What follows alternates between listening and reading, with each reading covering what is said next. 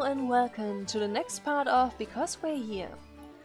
Last time we met Gottfried, who is, basically a war artist. And, well, he had some bad news for dear Elfriede about how the war is going. So Elfriede is now very much determined to accompany good Gottfried to the trenches. And well, we'll see how it goes. Too many men, too little voices I have. Maybe I should try something very deep. I don't know how deep my voice can get though. Morning, gents, ma'am. Mario Sauer, 28th Infantry. And the train's leaving very soon. Ah, okay then. Let's go, Elfriede. Huh? This girl's coming? What's going on? I'll tell you on the train. It's fine. It's all above board, I promise. I was genuinely believable until I promise. A whistle rings out and the conductor shouts at us to get on board. Oops, no time, better disembark. Go, Elfriede, we'll be waiting for you back here, all ears. Be careful. Please be careful.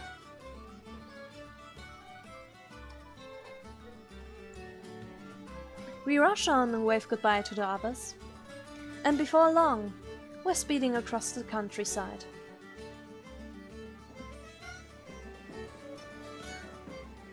Gottfried slumps into a whole seat and puts his feet up into the cushioned seating opposite. Rude. Across the aisle, Private Sauer and I sit opposite one another. I'm still not sure about all this, Ron.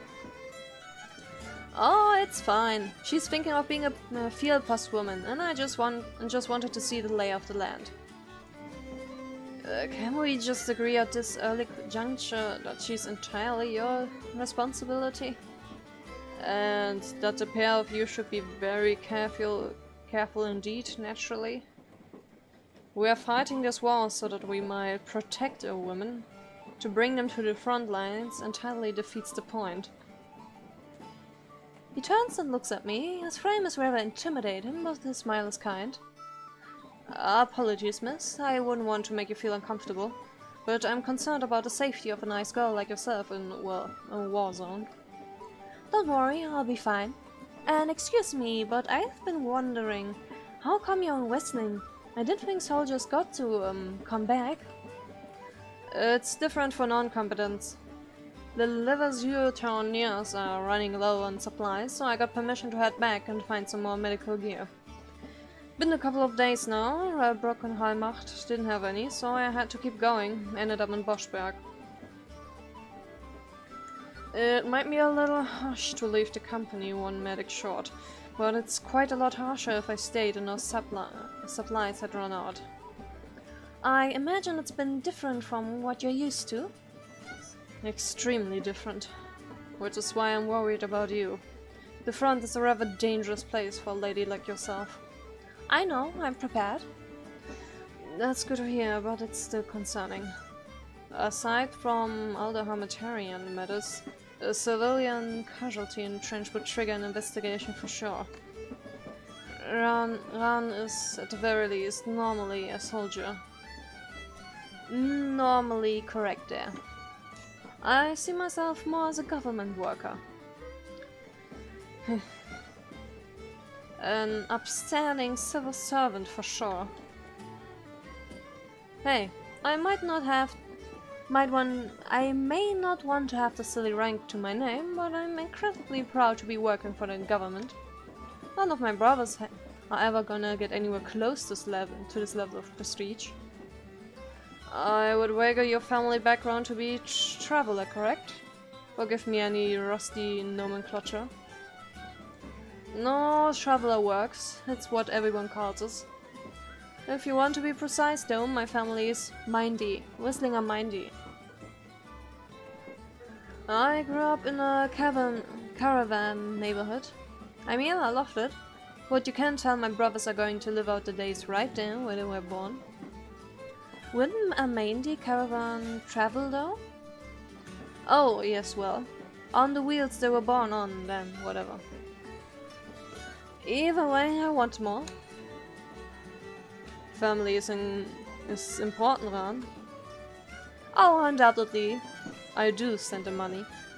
But I'm still glad to have flown the nest myself. Family is important, but there are times when a man needs to find his own. Gottfried wants a family? Him?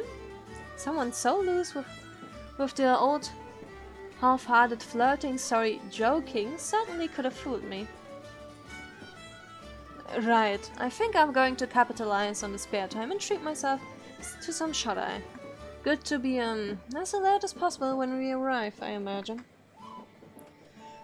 Indeed, good night. Wake me up when we're being shot at. Marius and I sit uncomfortably for a couple of minutes, both looking out of the windows.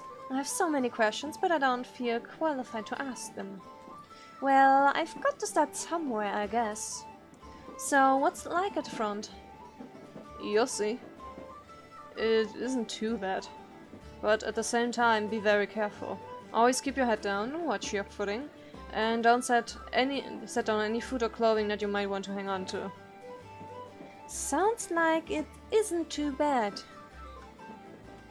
So, you're a medic? Is there much call for that? Call enough. Are you alright? Would you rather not talk? No, it's fine. But talking to civilians is hard. How so? Maybe you'll see when you get there. But I don't know what to say. And as to what you've said before, I'm only sort of a medic. Sort of? I've had basic level of medical training, but primarily I'm a stretcher bearer. You know, going onto the battlefield, I retrieve wounded men. You saved the injured. I retrieved the injured. That's not always the same thing. I'm technically an enlisted man, but my role dictates that I never have to do any actual fighting.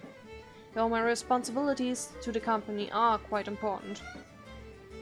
So I do have to take more care of myself than you might think. Can't just charge into gunfire on no man's land without working out a precise maneuver. I'd be pulling fast. No man's land? Oh, sorry, the stretch of wasteland between Leyland's front lines and ours. Wasteland? I thought it was fields. It rather quickly became wasteland. Perhaps today you'll see why. At which point you might understand why I don't really believe it to ever be an acceptable recourse to wade in with a gun drawn.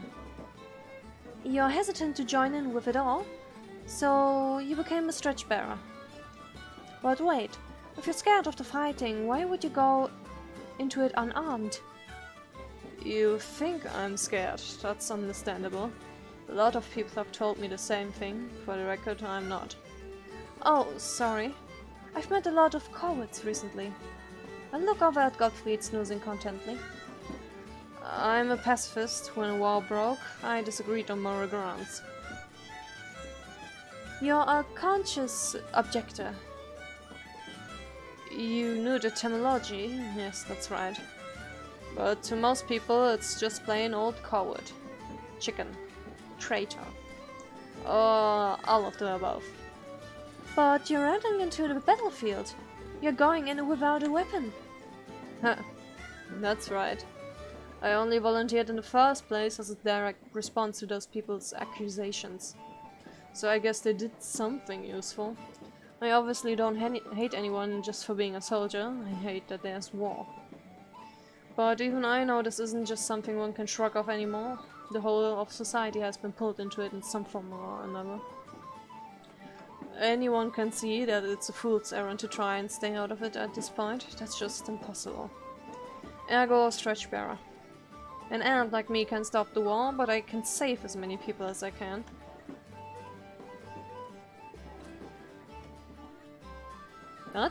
That's already hard enough, man. Well, I think it's admirable. That's not what I'm doing it. Even if I'm officially a private, I am very far from thinking of myself as a soldier. I think of myself as a human being. If I can use my position to save just one life, then I'm comfortable with that. And I don't plan on restricting that to lives belonging to any particular nation. And you're stationed in Factory Row. Private Zauer glances around us suspiciously and confirms that the carriage is indeed otherwise empty. He lowers his voice nonetheless. Sorry, can't always talk about these things in the open, you never know who's listening. But yeah, Factory Row.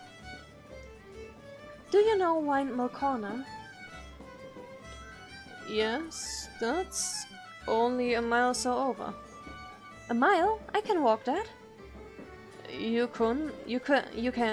I don't exactly advise it, but if you follow what I told you earlier and always follow the lead of those around you, I'm sure you will be alright. What takes you there? It's where my friends are at. I need to see if they're alright. Ah, I'm sure they will be. Private Zauer? Marius is fine. Alright, Marius. There's a lot you're not telling me, isn't there? Yeah. Why do you hold back? You know I'm arriving in an hour or two. The trenches are bad, really quite bad. But the true horror comes from the repetition. The fact that the war seeps into every last facet of your life, the grinding, all-consuming damn tedium of it. You can't experience that in a day, not properly. Even a full-time field postman would struggle to comprehend its nature. So I'm hoping that you might not be too affected today. I might be naive, but then I'm a consi. I'm nothing if not an optimist. Mario smiles a warm smile, but as has been the case since I first met him, his eyes are so profoundly exhausted.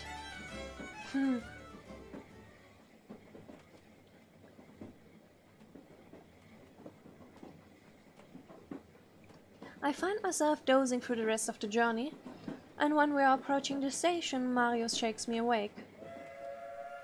By contrast, he slaps Gottfried around the head to wake him up, so I must have said something right. The train takes us to a station fairly removed from the front.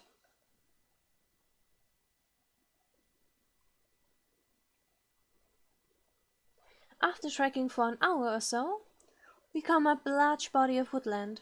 The land begins to even out and discolor. We made our way to a shallow dugout. Jumping in, we follow the path it weaves, a network of holes and walkways, sunken into the earth, gradually becoming more and more populated by barrels, crates, and blankets.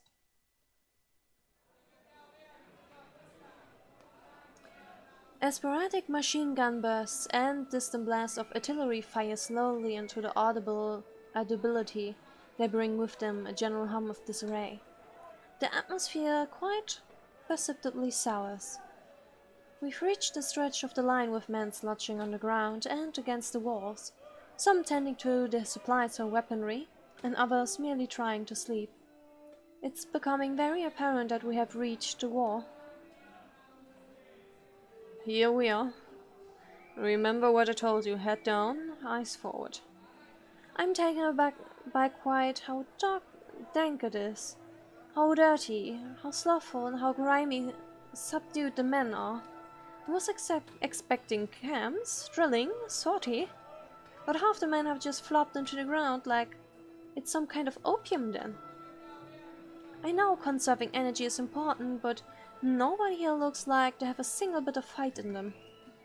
Half of the men stand with rifles, looking over no man's land and ostensibly keeping watch. But they certainly don't look very watchful. They look relaxed, like watching for an armed threat to your life is the most normal thing in the world. Could this really be an army? Is this really a war? This is the trenches, huh? This is horrible. People are eyeing us suspiciously. We look so out of place. A couple of the men shout things at Gottfried, very much along the lines of Nancy. I don't think they see such finely dressed civilians around here very often. More than a few of the soldiers wince, in particular after seeing me. I was expecting something else, if you know what I mean, but wincing? These men know better than I do what goes on in this place, but surely that's fairly presumptuous, right? We haven't gotten to Factory Row yet. Home sweet home. But I'll admit that to an outsider eye, it's roughly the same as this.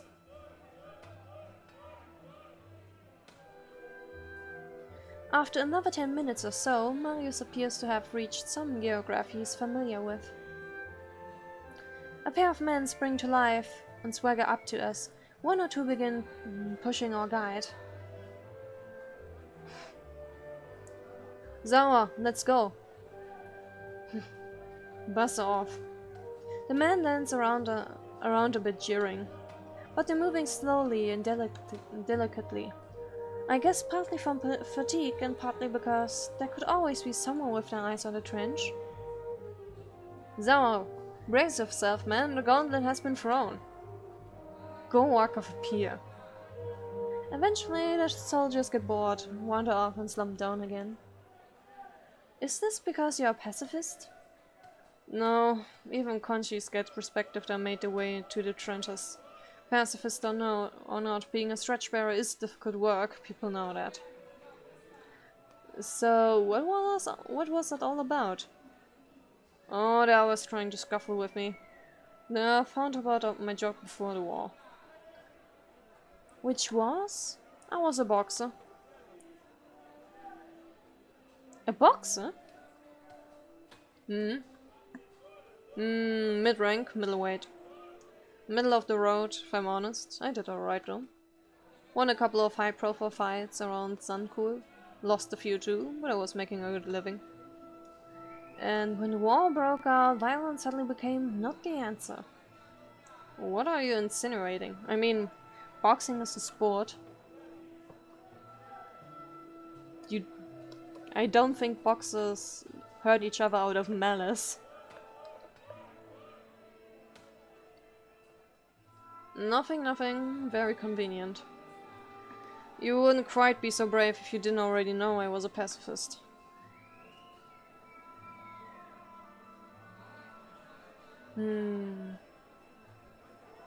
I wouldn't say that Gottfried has a point, but I am curious why you choose boxing of all things then.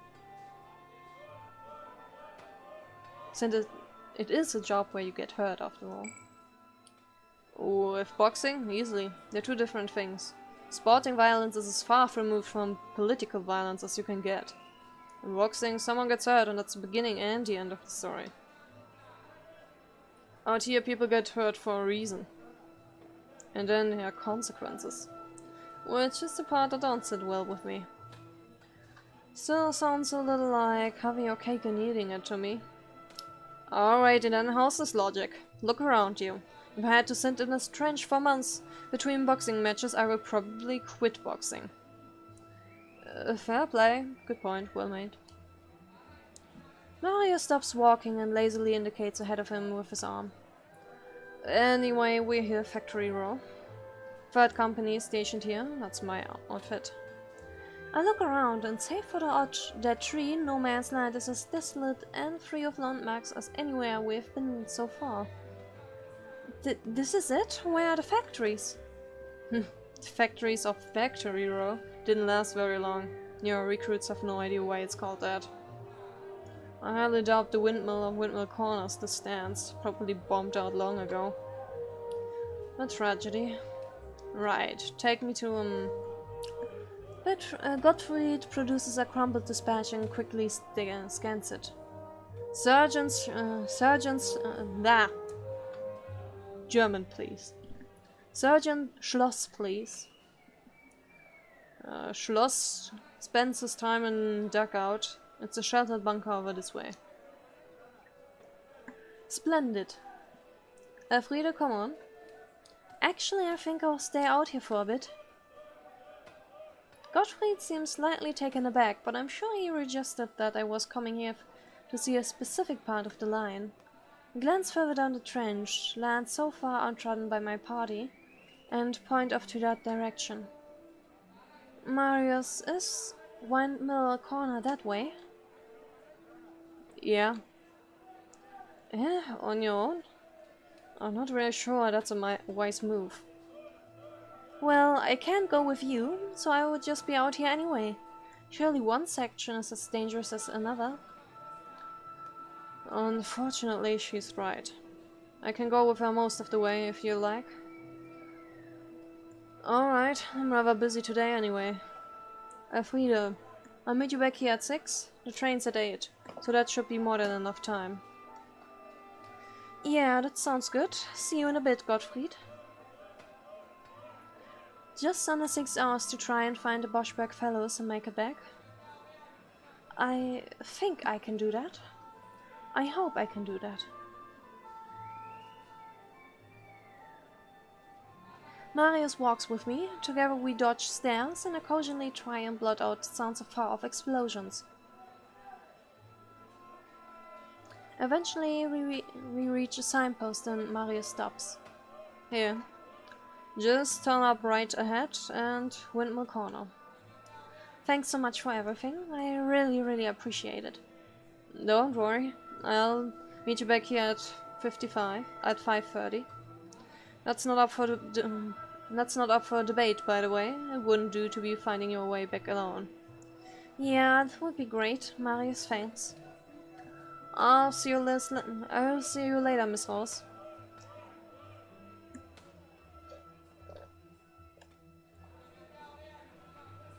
Mario slowly retreats back down the line. I stand here looking at the corner of the trench for, well, must have been about 3 full minutes. Which is, a long time to have done that for. I take a deep breath. I take a series of deep breaths. I begin to hyperventilate. I manage to calm it back down again. I'm back to the standard issue. Deep breaths. No paperback, no risk of fainting. Good old deep breaths. The bread and butter of the breath world.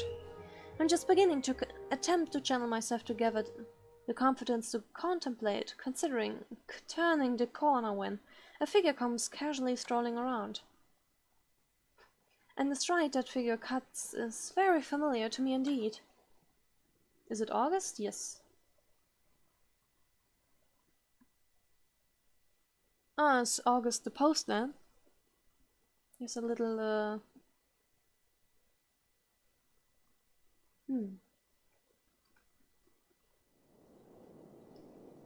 Oh my. What a dramatic meeting. You must be very unhappy about this.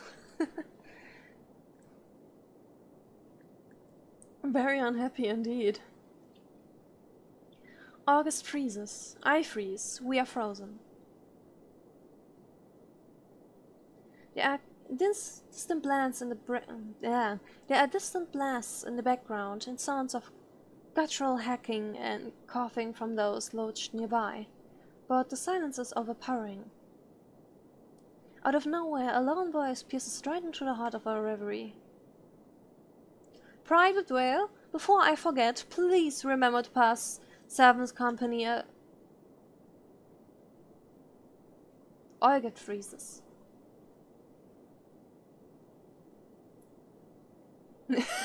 Wolf is eaten. What a coincidence.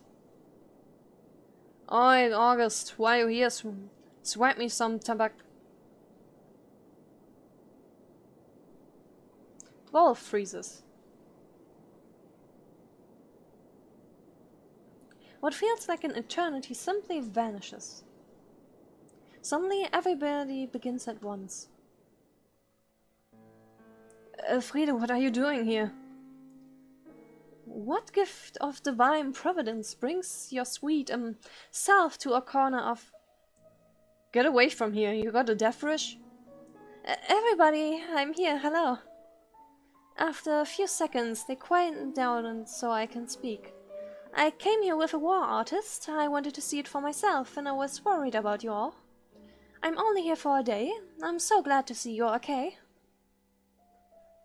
Frida, you are a sight for sore eyes, that much goes without saying. But you shouldn't have come. I know, I'm sorry, but I had to see things for myself. You've seen it now. Go back. You need to get out of here. Frida, it's seeing you again so soon. You know, I think those are not the words they want to hear right now. I'm going to become a field post woman. No, don't do that. Hang on, what are you talking about? Suddenly I'm caught off guard. What?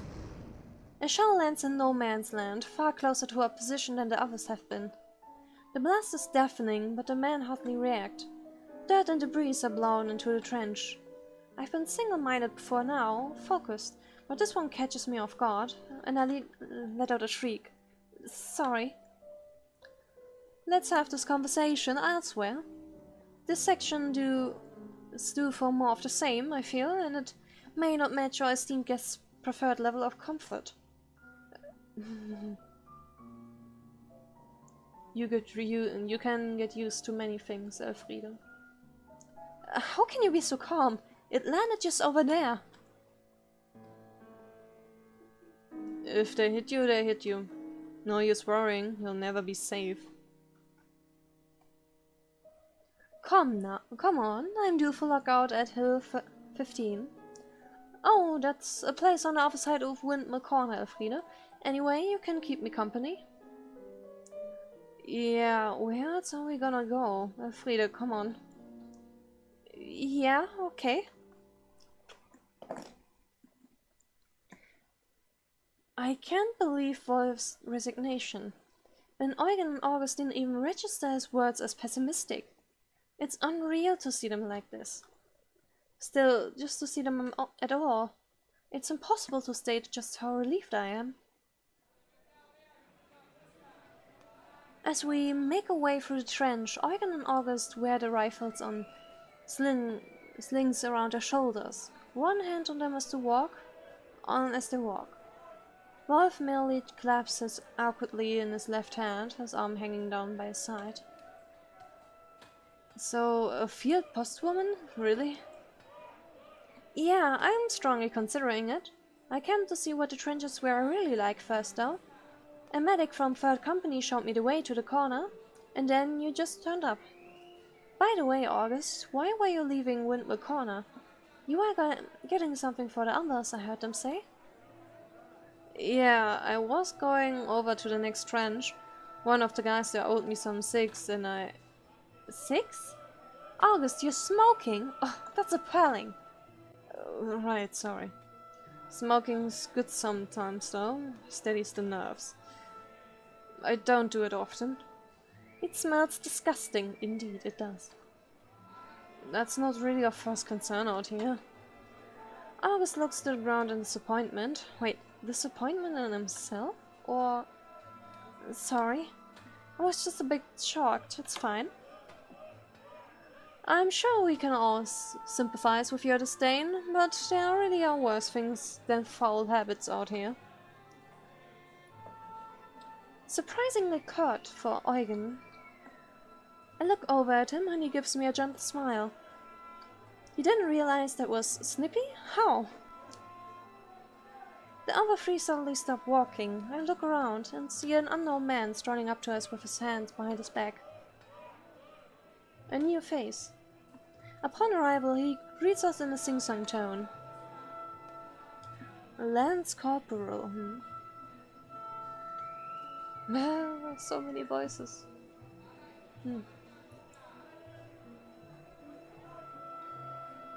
Oh, Eugen, you were meant to take over from Walter 15 minutes ago. Apologies, sir, I'm on my way. I have been somewhat distracted. Distracted? By...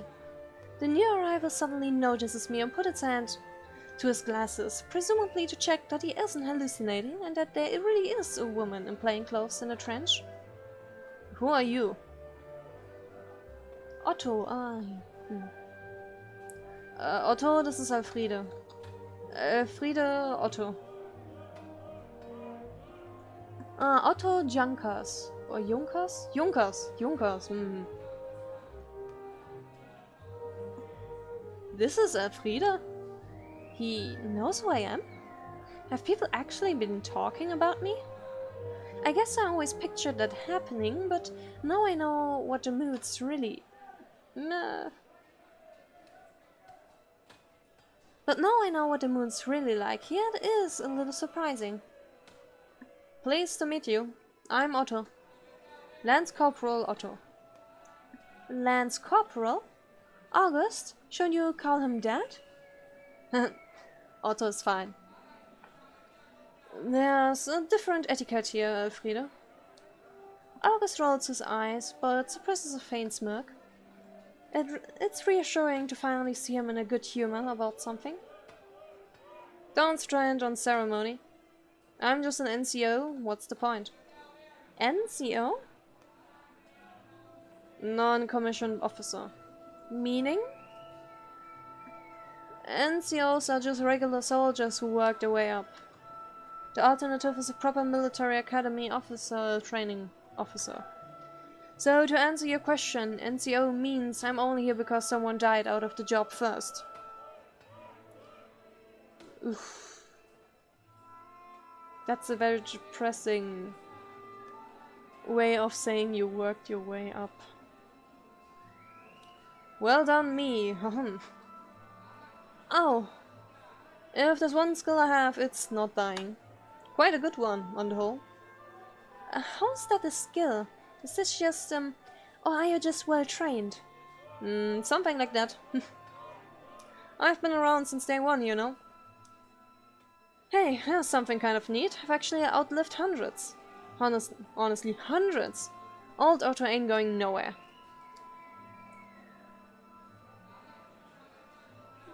I mean, he can definitely boast about it.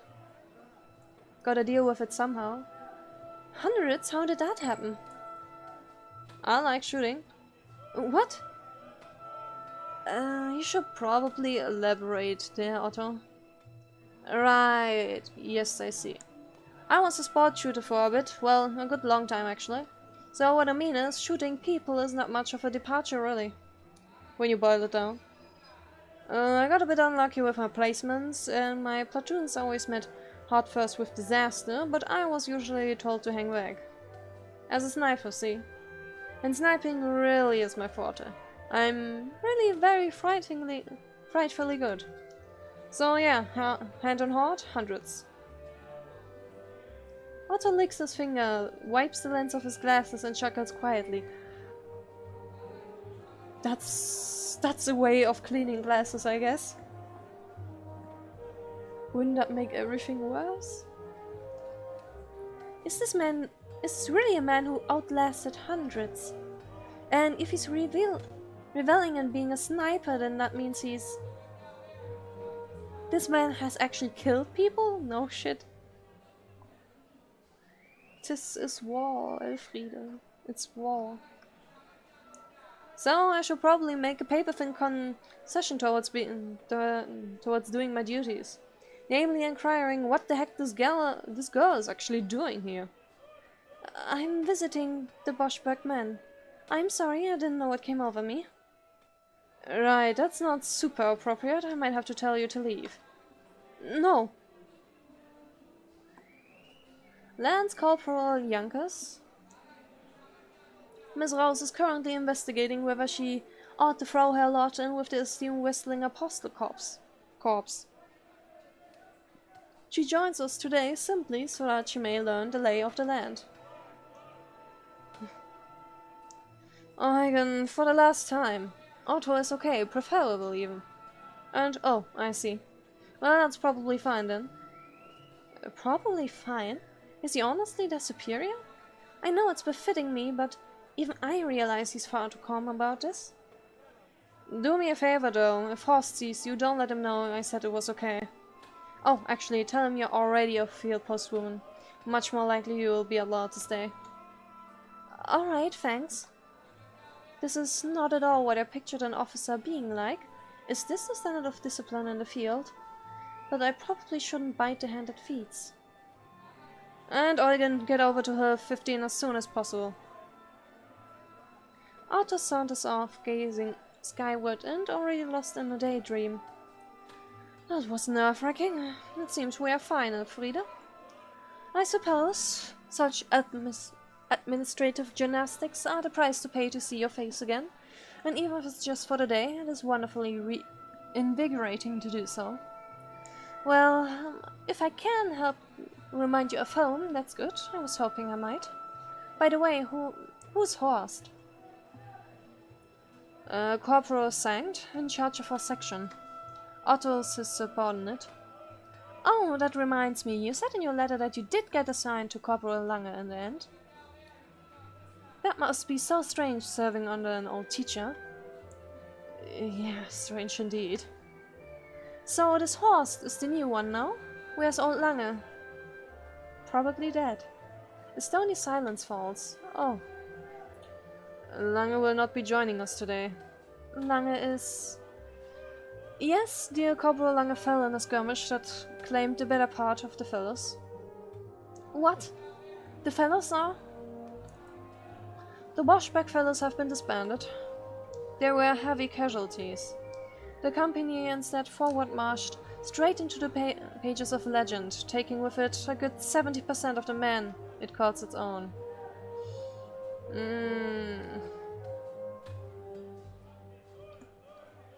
What? There was a skirmish a few days in. About 3/4 of us got killed. What? Three quarters killed? The first valiant sacrifice of sterling national crusade for justice. I am not saying the words, but very worth you injected into him in Boschberg is long gone. He's reciting them unconvincingly while his eyes glaze over. Why haven't we heard about the fellows being massacred? Did it not occur to anybody here that we want to know this? Hang on, they actually all confess these facts to me pretty readily. Did they really just choose not to mention it in their letters, or were they not allowed? Is this why August kept trailing off? I fear that returning to the fields will be a sobering experience. The fellow's absence will certainly be felt come harvest season, if not before. But such concerns are best left for another day. I look over to August. I expect him to look dejected. He makes a conscious effort to smile at me, but even I can see that his smile isn't concealing sadness. It's concealing nothing. There's a blankness there. Nobody saw him. The rest of us got shoved wherever they needed us. I think we got a few dozen of this battalion, dotted around different companies. But the three of us managed to stick together. When we got put in 8th year, so it wasn't all bad. It sounds fairly bad. It's alright, it was just their time. It will be everyone's time at some point. August, why are you speaking like this? What, saying everyone dies someday? That's hardly new information. Yeah, this boy is dealing with stuff. And it's fine. It's not ideal, but it's fine, isn't it? Granted, a lot of us might all be going a bit sooner than we had planned, but be everyone's turn sooner or later. And it doesn't mean we can enjoy everything we've still got before it happens. August, I mean, I agree, but stop this. Why are you suddenly being... What's going on? What's this record? Ah, are you Horst? A young man approaches. His body is stocky and his expression is stern. His uniform is a little bit more ornate than the rest. This must be Corporal Horst? I forget myself and directly respond to his query. Sorry, we'll keep it down. Are you Horst? Ah, Horst von Sankt. I've never heard the last name von Sankt before. Immediately his face is red. I really hope this is embarrassment and not anger, but it seems like a healthy mix. I beg your pardon, why do you... sorry, Corporal Sankt, she's brand new. Corporal Sankt, allow me to introduce Private Raus, a newly enlisted member of the Weisling Postal Corps. She's here to get her bearings in the trenches. Unfortunately, her grasp of the military protocol isn't not yet up to the standards of a gentleman like you and I. But surely in your noble heart you can forgive a touch of enduring barbarism for a naive country lass? Fine. Make sure she's gone by sundown. There's meant to be a shelling tonight. Certainly, sir. Eugen salutes passionately. Without missing a beat, or really even acknowledging it, Corporal Sankt walks on and heads down the line. Eugen, why were you talking to the corporal like that? Is he a nobleman too? Yes, indeed. A nobleman, and then some. Does Hermann von Sankt ring any bells? Oh yes, I definitely recognize that. Sort of. That's, blind to my obvious complete non-recognition of that name. Eugen continues. Yes, exactly. Whistling's one and only Minister for Transportation. Ah, yes. That Hermann von Sankt. I remember. I don't. Hang on. You know the transport minister's son? And he's in the trenches? The whole country had their eyes on people like him. He could hardly refuse. And, as I was saying, the day this all started, the nobility have engaged with this conflict on the same level as you run-of-the-mill commoner, Elfriede.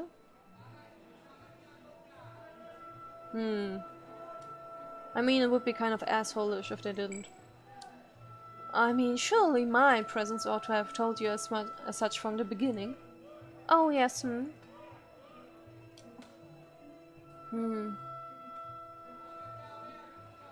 Haven't you picked up a newspaper at any point, Elfriede? I hear there's been a good few articles on the Sons of the War Cabinet. I generally only skim that kind of thing. They're not exactly too relevant to me. Oh, well, I thought it would be exciting to have such an important guy here in our little corner of the wall. But things with Sankt are much the same as they were with Lange, and much the same as they were with our intermediary corporal. Humboldt, may he rest in peace. Well, I guess Sankt is a bit better than they were, as a soldier, I mean. He survived a couple of battles now, from what I heard. So experience is on his side. But now he gets any special treatment. And it's not like he's made much use of his birthright. He's an NCO, believe it or not. He is an NCO? Yeah. Someone of his standing who's gone through officer training would have come out at a much higher level than corporal. Closest thing to special treatment would be the airs they let him put on. The corporal's usually pretty low down the pecking order, but Zhang got his own bunk in the officer's dugout. He's treated more like a lieutenant or something.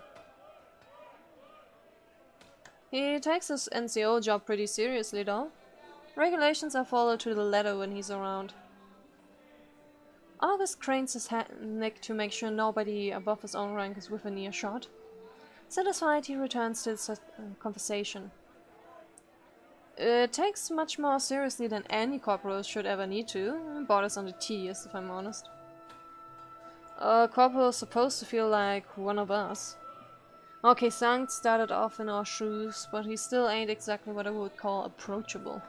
Says the right person, Well, at least his insane commitment makes it kind of feel like he's earned his privileges in a roundabout way, very unofficial way. When you think about it, it's a little weird that he's been acting above his station. I mean, assume he had access to officer training. Why didn't he do it? I like to imagine Corporal Sankt's attitude towards his enlistment was much the same as my own. Shoulder to shoulder with the laboring classes is how a true gentleman approaches this fight. But realistically, he had little choice. You see, his father is one of the very few liberals in the cabinet. It was a remarkable cross-party appointment. And He's practically a radical compared to the majority of the more traditionalist figures. He duly took the notion that the public would appreciate seeing his son's military career chart a very distinct course to those of his contemporaries. So essentially, Corporal Zangt may not share my views, but it seems that his father somewhat does, if there's political capital at stake. And it worked. When he first entered the fray, stories of the aristocratic private did indeed generate column inches for a time. Which I must say does rather take the wind out of my own gesture, but to complain would be beneath me. And how is he taking it? Not thrilled, I imagine? I don't think he was too happy originally, but he seems to be doing okay now. Honestly, he doesn't discuss these things in great detail. Sure, you can tell. Zhang's alright. I mean, he's an annoying guy, but it's not like that stuff affects whether he's actually any good or not. Why is everyone talking like this? I was just asking how they're getting on, and I'm not trying to have a strategy meeting. When I left, we were also teary, but this reunion isn't anything like as emotional as I thought it would be. It's just glum. Everyone seems quiet, everyone seems worn out. I had hoped there would be a little more done to address the fragile heart of a worried girl on the home front, and a lot less talk of military hierarchy, survival tactics, and bloody dying.